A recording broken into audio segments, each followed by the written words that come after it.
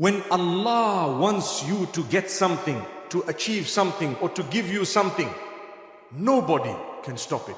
Even if the whole world is trying to block you from achieving something, they won't be able to do it.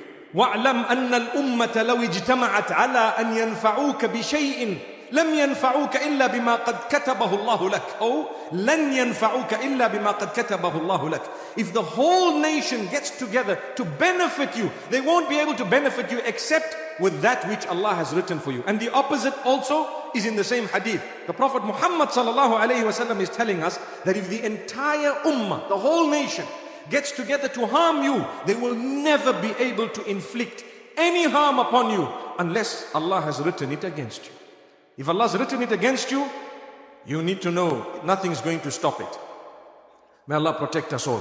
Look at this man, young baby, born, Fir'aun, looking, searching. His men were everywhere. They were spies all over. They didn't hear, they didn't witness, they didn't see. And Allah subhanahu wa ta'ala inspired his mother to do something unique, to put him into a little casket or a basket, and to put him, or literally to cast him into the Nile, into the river. Cast him into the river. How can I do that? Don't worry. The one who made him will look after him. Subhanallah. The one who made him will look after him. Allah says, ألقيه في اليم ولا تخافي ولا تحزني إنا رادوه إليك وجاعلوه من المرسلين. Instruction from Allah subhanahu wa ta'ala. Inspiration from Allah subhanahu wa ta'ala. Take him and place him in the water, in the river. Allah will return him to you. Allah says, we will return him to you. Subhanallah. And we will make him from amongst those who is sent. We will make him a messenger. He's going to have something big. Subhanallah. And what happened? Allah did not bless the Pharaoh with children. They were looking for this male child. And the wife, as she was walking, she notices this little casket and she picks up this baby. And the baby was absolutely gorgeous, absolutely innocent, totally. And cut a long story short, they looked after Musa alayhi salatu wassalam until he grew quite old. He was not suckling from anyone because that was the plan of Allah. And they were desperate to get him to suckle because he needed to survive until, subhanallah, amazingly, Allah returned the baby, as an infant, to the mother. He would be brought in the highest form of luxury. He would be brought to the mother. The mother would suckle, spend some time, etc., etc., look after him, breastfeed him, whatever else, and send him back. And he suckled from no one else. This is the power of Allah. Never underestimate the power of Allah subhanahu wa ta'ala. When He wants to give you, He will give you. Pray to Him. Pray hard. Pray with conviction. When the time is right, what you want will come to you. Remember that. If it is good for you, and if it is meant for you, it's coming in your direction. If it is not, no matter what, it won't.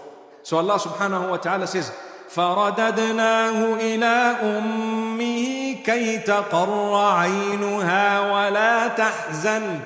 We returned him to his mother in order for her eyes to be cooled and for her not to be saddened. She was a good woman. She was close to Allah subhanahu wa ta'ala. She was chosen to be the mother of a messenger of Allah subhanahu wa ta'ala. Imagine what qualities she had. I always tell the sisters and even the brothers that if you want a child who's going to be someone serving the deen, ask yourself, who am I to start with? Who am I to start with?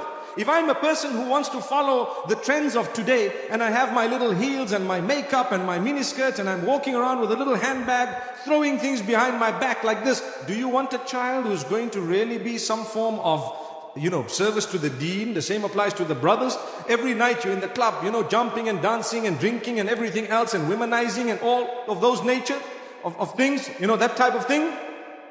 And then you say, oh Allah, make my child a big, sheikh who's going to be spreading the deen.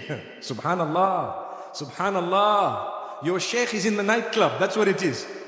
And you want your child to be the sheikh spreading the deen.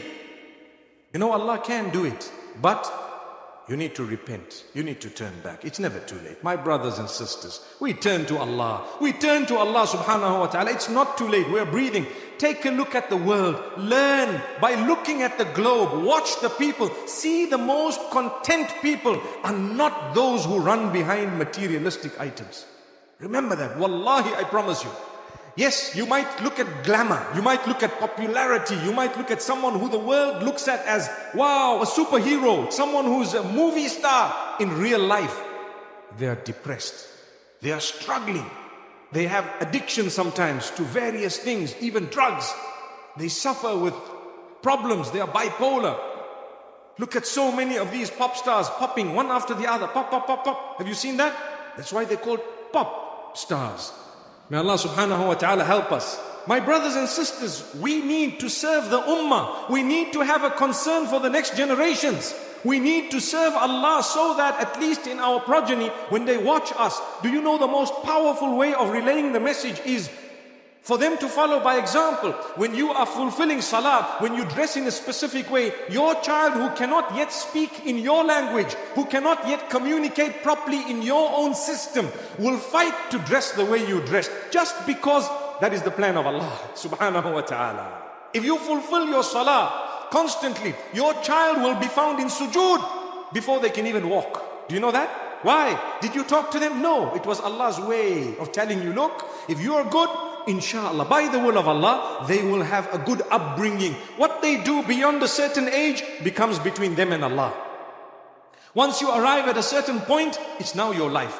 I looked after my children up to a certain age. An example, just an example. I'm not talking about myself, but I'm saying, if I look after my children for a certain age, up to a certain age, beyond that, if they end up dwindling left and right, I can always say, Ya Allah, I offered them the best.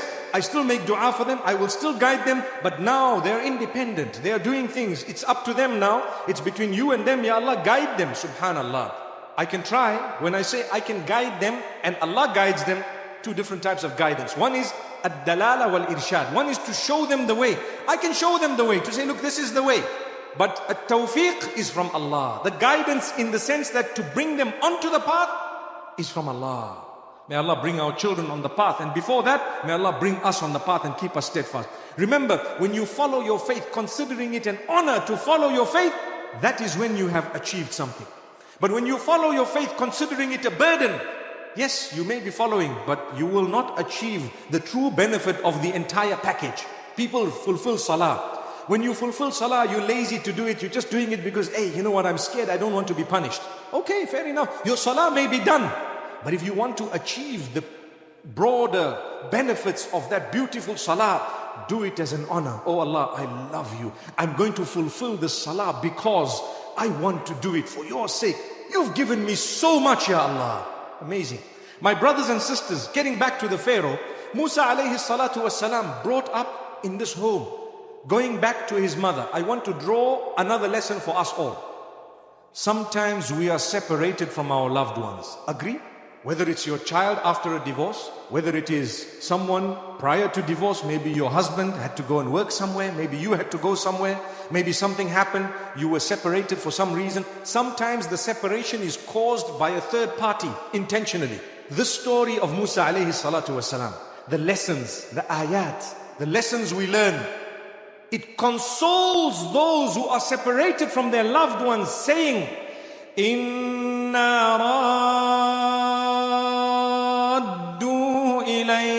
will definitely return him to you. If Musa alayhi salam's mother was told that by Allah, I'm sure Allah can return to us our loved ones. May Allah subhanahu wa ta'ala unite us with our loved ones.